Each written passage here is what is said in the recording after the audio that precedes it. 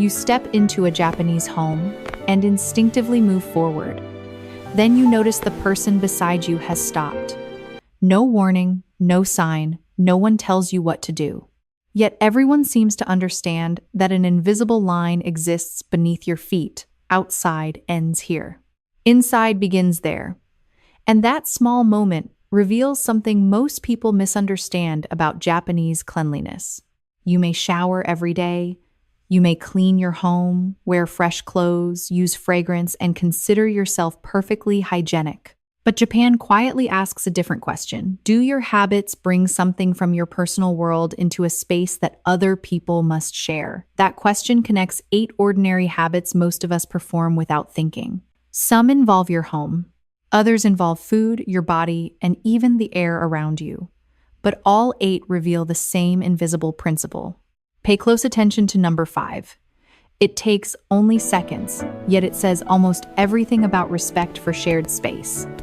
Number 7 reveals why Japanese bathing separates cleanliness from relaxation. And number 8 brings us back to where this story began, the moment you cross your own front door. Because once you understand that final habit, you may realize that cleanliness is not simply about removing dirt. Sometimes it is about knowing exactly where one world should end and another should begin. And the first invisible boundary may be floating in the air around you. Number 1, wearing too much perfume in shared spaces. In many Western cultures, fragrance is personal expression. A favorite scent can make you feel polished, attractive, even more confident. If people notice it when you walk into a room that may seem like a compliment, Japan often approaches scent differently.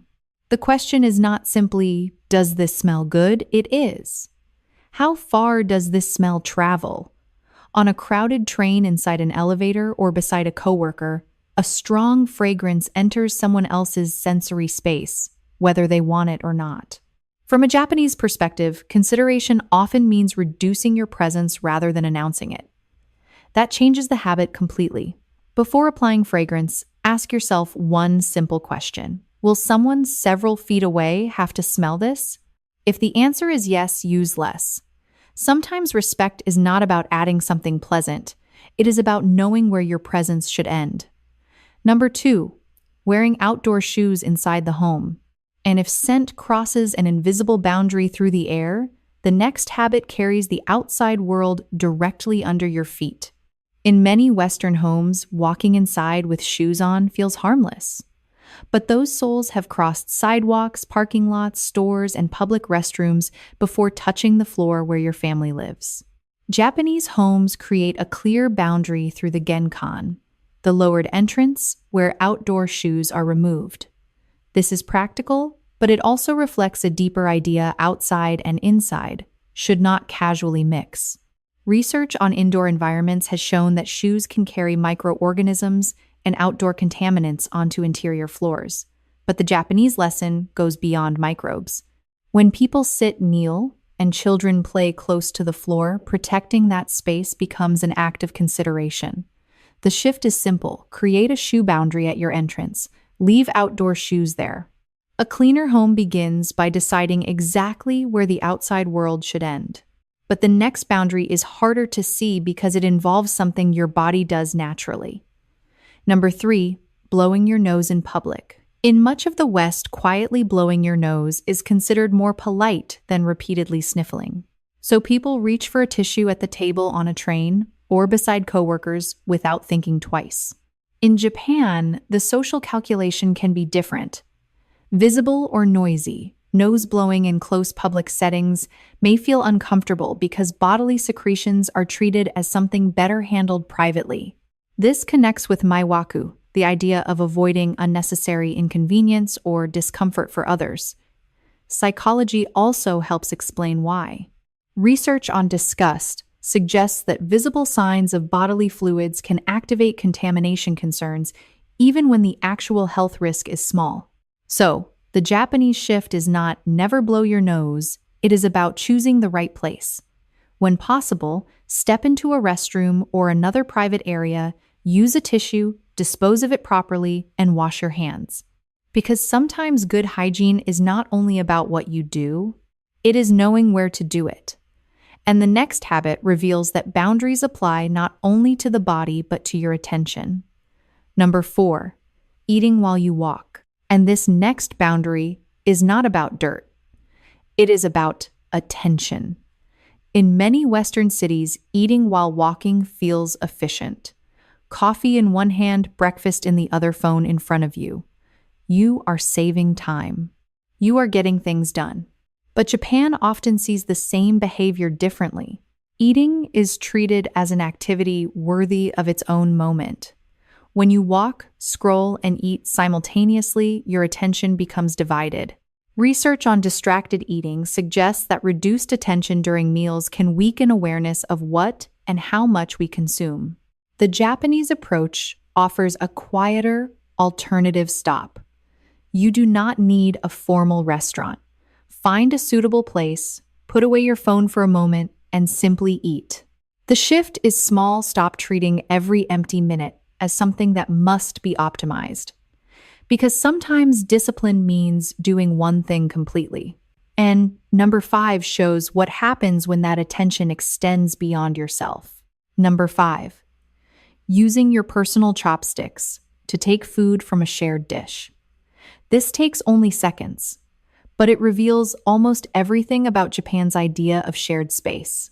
Imagine sitting around a table. You take a bite, then reach back into the communal dish with the same chopsticks that touched your mouth. In many casual Western settings, sharing utensils this way may receive little attention. In Japan, that small movement can matter.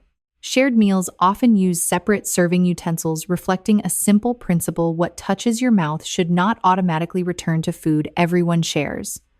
The hygiene logic is straightforward. Saliva can carry microorganisms, and shared utensils can create another route for transfer. But the deeper lesson is psychological. You pause because other people exist. The shift takes almost no effort. Use the serving utensils provided. When appropriate, place separate utensils beside communal dishes at home. That tiny pause says something powerful. This space is not mine alone. And the next habit asks an even more uncomfortable question: are you actually cleaning or simply moving something around? Number 6, relying on toilet paper alone. That question, are you cleaning or simply moving something around, becomes much more personal in the bathroom. Across much of the West, toilet paper is treated as enough. You wipe, flush, wash your hands, and move on. But Japanese bathroom culture often follows a different logic. When something needs to be cleaned from the body, water feels like the more complete solution. There is a practical reason behind this. Dermatologists generally recognize that excessive dry wiping can irritate sensitive skin, while gentle washing with water can reduce friction. The point is not that paper is useless. It is that wiping and washing perform different jobs. And that distinction matters. The shift is simple when available. Use water for gentle cleansing, then use paper for drying rather than relying on repeated wiping alone. It is a small change in routine. But number 7 takes this idea even further, because Japan separates two things many Western bathrooms combine completely. Number 7, washing your body in the same water you use to soak. In a typical Western bath, these two actions happen together. You enter the tub, dirty, wash your body, rinse as best you can, and remain in the same water to relax. In Japan, the sequence is different. Before entering a traditional household bath, you wash and rinse your body first. Only when you are clean do you enter the tub. The bath is not primarily a place to remove the day from your skin. It is a place to warm the body and slow down. There is practical logic here. Washing beforehand keeps sweat, skin, oils, and other residue out of bath water, something especially important when water is shared by family members. But this is also where the invisible boundary finally becomes clear. Cleaning and restoration are not the same act. The shift is simple: wash first, rinse completely, then soak. Remove what does not belong, then allow the quiet to begin. And there is one more invisible boundary most people never notice. Number 8, coming home without washing your hands. In many Western households, hand washing is connected mainly to obvious moments after using the bathroom before cooking or when your hands look dirty. Walking through the front door does not always trigger the same response. In Japan, returning home can mark a reset between the outside world and your private space. Washing your hands soon after entering is a common hygiene practice, especially when illness is circulating. And the science behind it is simple. Hands constantly touch shared surfaces, door handles, railings, elevator buttons, phones, and can transfer microorganisms from surfaces to the face or other objects. But the deeper Japanese lesson is not fear of germs. It is awareness of transition. The shift is simple. When you come home, do not immediately touch the kitchen sofa or food. Take a moment, wash your hands thoroughly with soap and water. You crossed a physical doorway. Now let your habits cross it too. And now those 8 habits begin to look less like separate rules. They are all pointing to the same invisible boundary: outside and inside, personal and shared, cleaning and relaxing, your comfort and someone else's comfort. That may be the deeper lesson behind Japanese cleanliness. It is not about becoming obsessed with germs or making your home perfect. It is about becoming more aware of what you carry into the spaces around you. And you do not need to change all 8 habits tomorrow.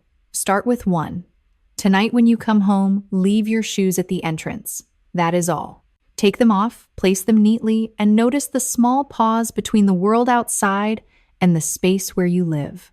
A habit that takes 5 seconds can become a reminder that discipline is not always about doing more. Sometimes, discipline is simply knowing where to stop. Now tell me in the comments which of these 8 habits surprised you the most. Just leave the number from 1 to 8. And if this changed the way you think about cleanliness, share it with someone who might see their daily habits differently too. Small boundaries create quiet order, and quiet order can change the way we live. I'll see you in the next one.